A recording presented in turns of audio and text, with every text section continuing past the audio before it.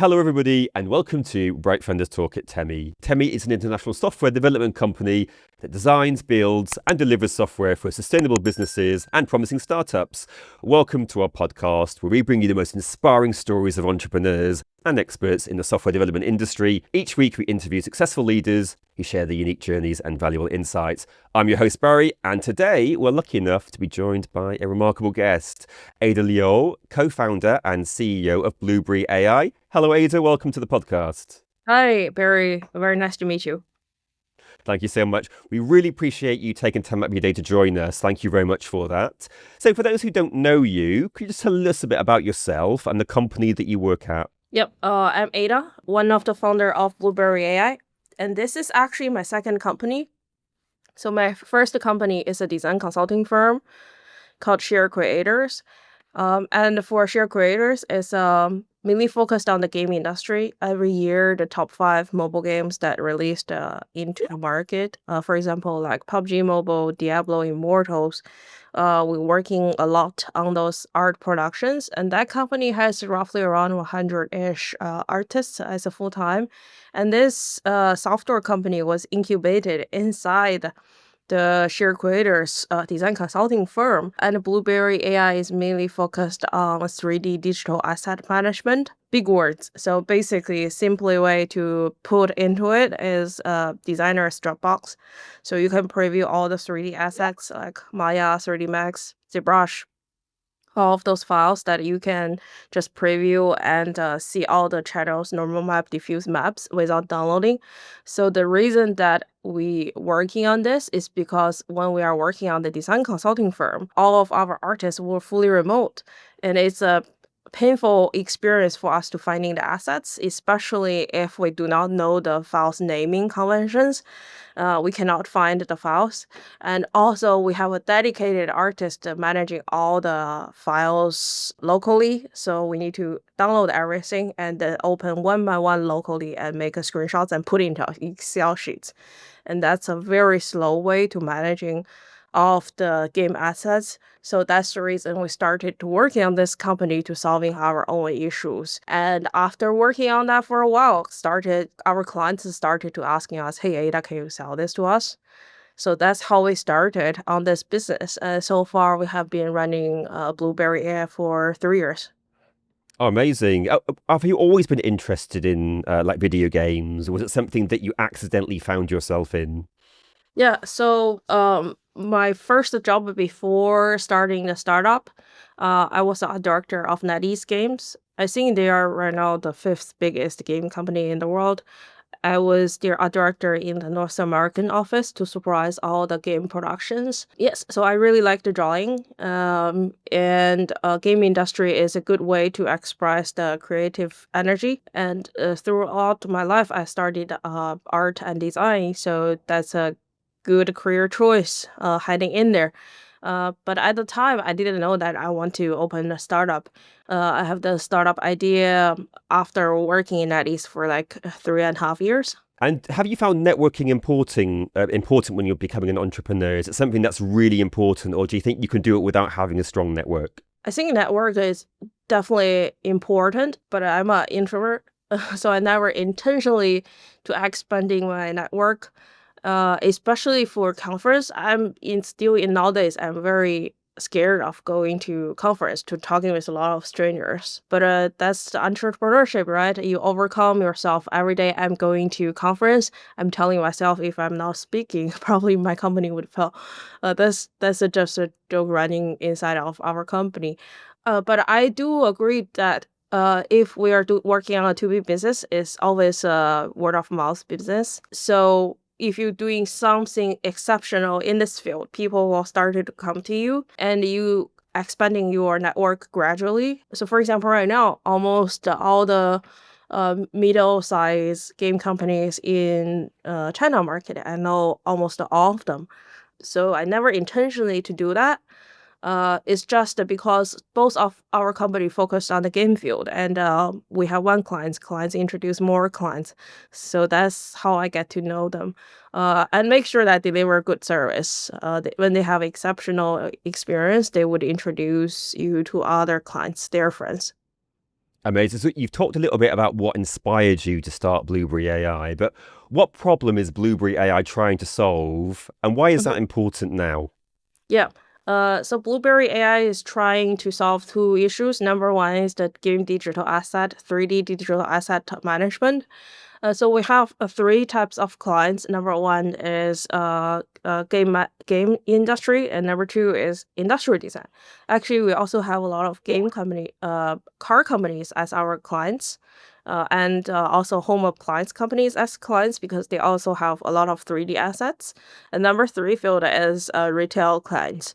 So that's our focused market, and we noticed that clients always need to finding where the file goes, and also trying to do AI search to, for example, if you do not remember the naming, can you describing it and finding the files? So that's basically our motivation to design something for designers, designer Dropbox.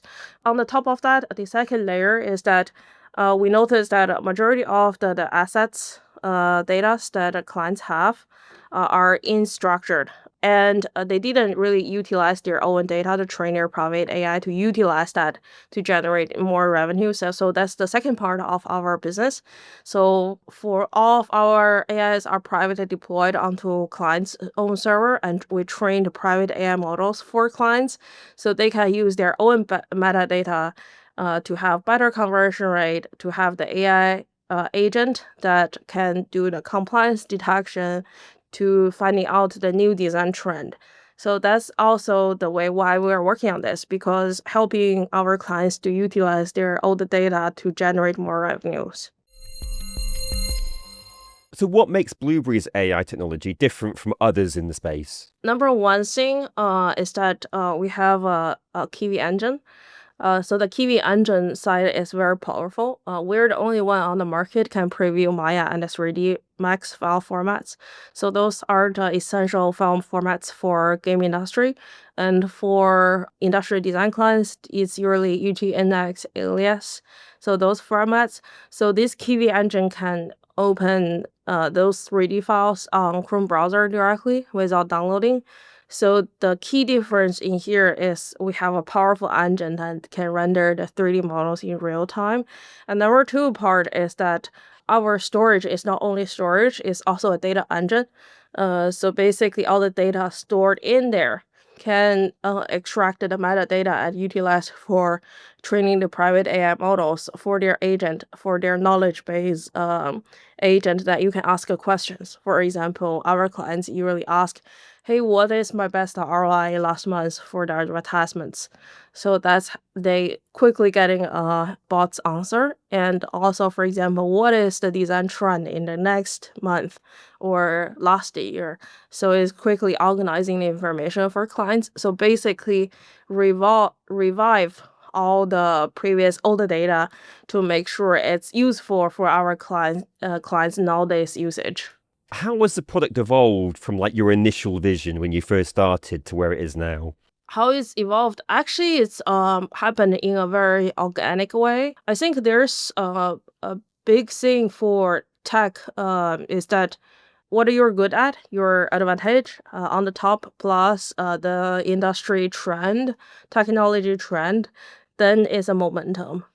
So we are looking at what we're good at. So number one, storage, digital asset management is for sure our stronger points. Right now, top 20 mobile game companies, more than half of those are using our product already. So that's definitely our strength. And on the top, AI has three pillars. Number one is algorithm. Number two is computing power. And number three is actually data. So I remember what we do. We do storage. So we have all the data, metadata that already helping our clients to hosting all of their data. So we basically just utilize the data, extracted metadata information to train a private AI. So we have more data resources than other AI companies to do it. And also, not only myself, my co-founders, both of them were CTO in public trading game companies before, so very experienced as well. So all of our product actually can find the market fit from day one because we never did something that out of thin air. We always listen closely to our clients and doing the product that clients actually want and have the product to market fit. So when you're listening to the views of your clients and they want something, how do you decide what is actually realistic and practical and what may be something like a wish list? So there's several ways to identify it. Number one is statistic. So basically, when you have a large client base, you're receiving feedbacks every day.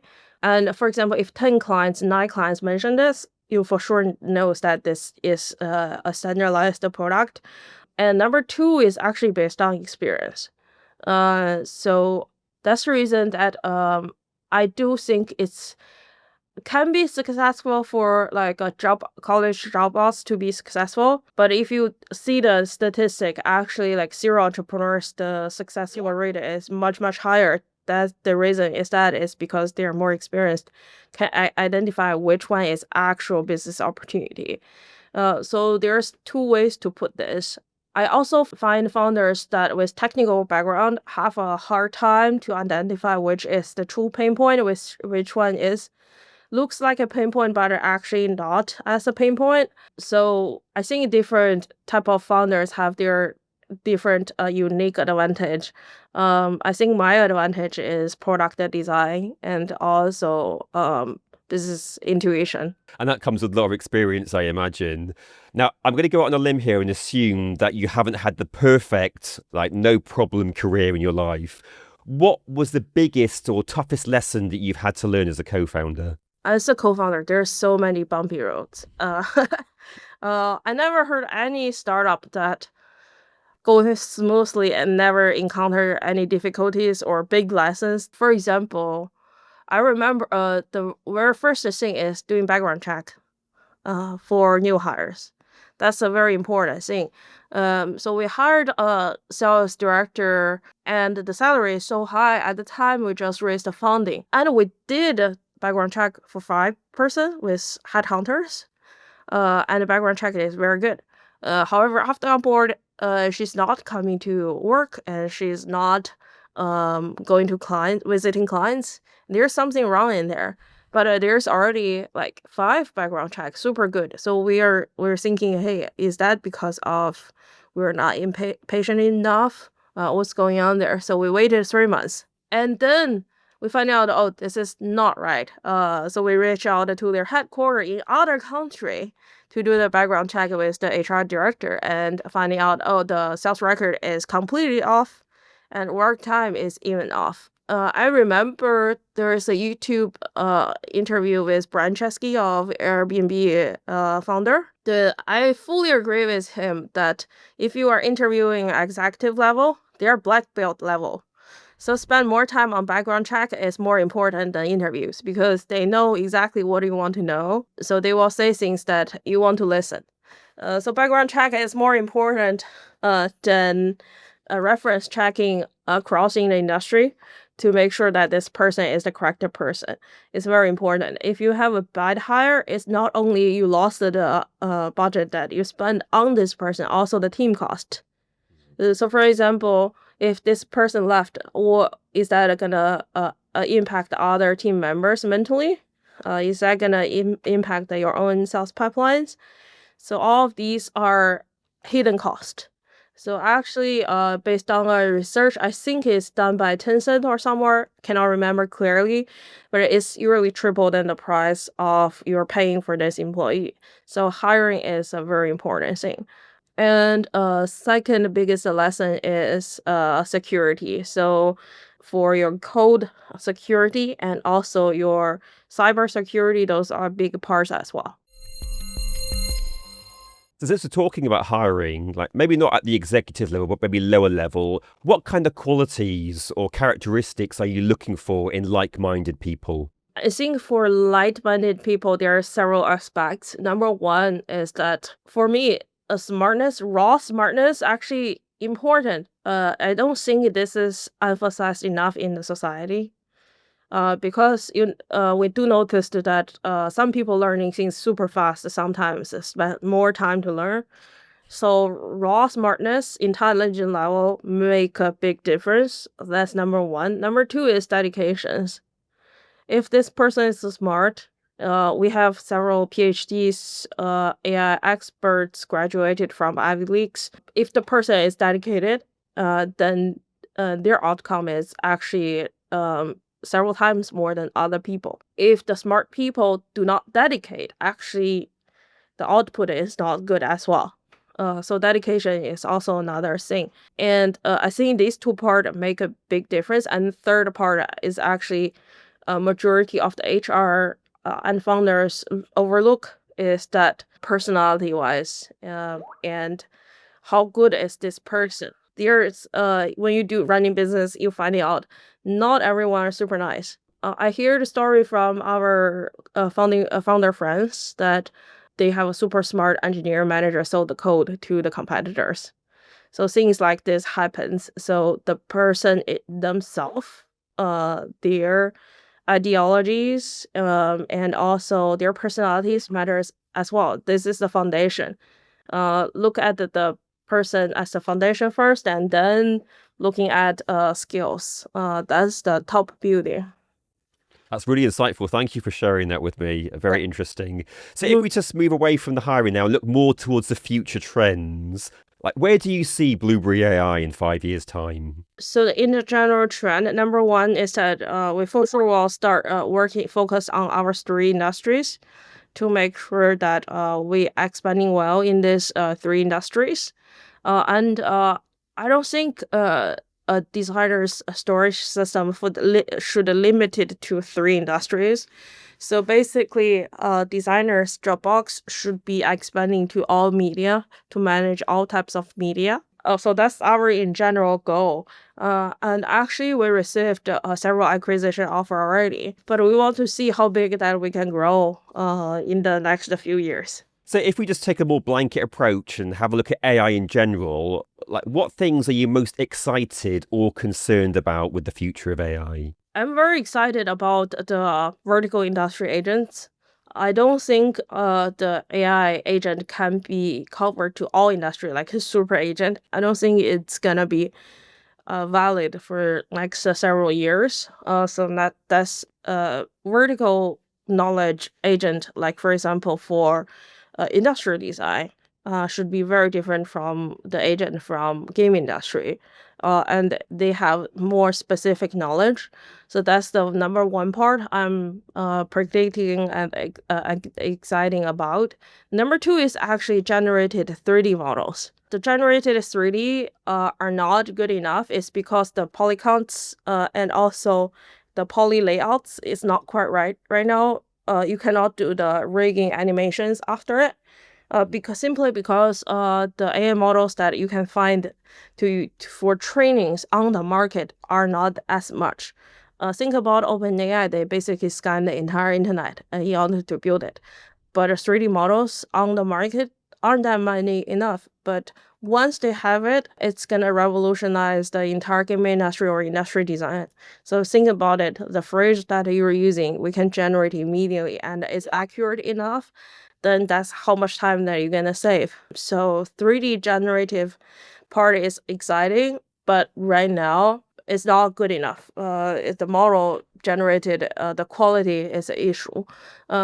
If we can solve the issues, then it's gonna be a big market. And if you look at AI, it's always changing, that the market is constantly changing. How do you keep up to date with the latest developments? Oh, we're learning that every day. We're reading articles and papers every day. It's like it's so fast that for our AI agent, sometimes we build in certain way, and then in 2 weeks there's already revolutionized algorithm out that we need to change the technical development method. So that's happening very often. I don't think there's shortcut for this. So definitely hiring smart people so they can learn faster and adapt faster, and reading more papers, reading more market trend, and listen to clients. Sounds cliche, but it works. Yeah. So you've had a really amazing career, if you don't mind me saying, and What Ugh. advice would you give to people, like entrepreneurs, maybe starting out with your own experience? Like, what should they think first? And how would you say that they should go about building their business, for example? I don't think my career is good enough. I think you're um, modest there. yeah. But I have one thing proud that my parents lent me 120K was in the first year when I started. At the time, I was 27. Within a year, I paid off. And then the year after, I paid off all of my mortgages in San Francisco. Before 30. So that's a very proud thing that I did for my parents. I think if you wanted to working on startup, make sure start early, but not that early. Like not right after school. You don't know the industry yet. Works for some top tier company for like three 3 to 5 years. I get to know the industry demand and then start earlier because that's the best time. You don't need to pay for mortgage. You don't have kids yet. You do not have that much financial pressure. You can just try it out for 1 and 2 years. If it's not working, just go find a job. And if it's working, then you're good. And so that's number one, start early before the high financial pressure. And number two is that definitely work really, really hard. I never saw any founder that doing a successful company that can working less than 10 hours per day. If you saw the founder is super chill, usually they're it's not gonna do well in early stage startup. Unless that it's a super mature company, you already have executives in place, but usually that takes decades. Think about how long that Jeff Bezos taking off, being retired. That takes like 30, 40 years to do so. So if you wanted to running a startup, buckle up, make sure knowing that it's gonna consume all of your life. Number three, probably this is controversial, but I don't believe there's work and life balance for startup founders. Probably fine for employees sometimes, but for founders, impossible. Because clients are there, unless you have zero clients, zero income. If you're running a 2B business or 2C business, clients always have a demand over there. And there's competitions. Are you gonna fighting with them? If you're not fighting, probably you would fighting to lose. If you wanted to keep up with the competition, then you definitely need to spend more hours. I don't believe that, especially during the interview, and people telling me, "Hey, I have higher efficiency level." Thinking this way, if a smart person is highly efficient and working 15 hours, the output is gonna be much higher than non-smart people working like 8 hours for sure. I was reading an article from Scale AI's founder. He's like Alexander Wang. He's like 24. I'm not sure his age, super young. But he the major thing that he choosing people is that people give a shit. What that even means is that if the person working 6 hours for a job a day, definitely you cannot say this person gave a shit. It's a not very polite way to putting this, but if you care about something, you definitely would work harder on that. And I don't believe that if you spend a very limited time and then the company can be successful. There can be those cases, but it's super, super, super rare. Thank you for sharing controversial viewpoints. We do love them. I think it's probably more practical than controversial, but thank you for sharing that with us. I really enjoyed it. Mm. Ada, look, I just want to thank you so much again for talking with us today. It's been an absolute pleasure talking with you. Yep. Thank you so much, Barry, for the invitation. That was Ada Liu, co-founder and CEO of Blueberry AI.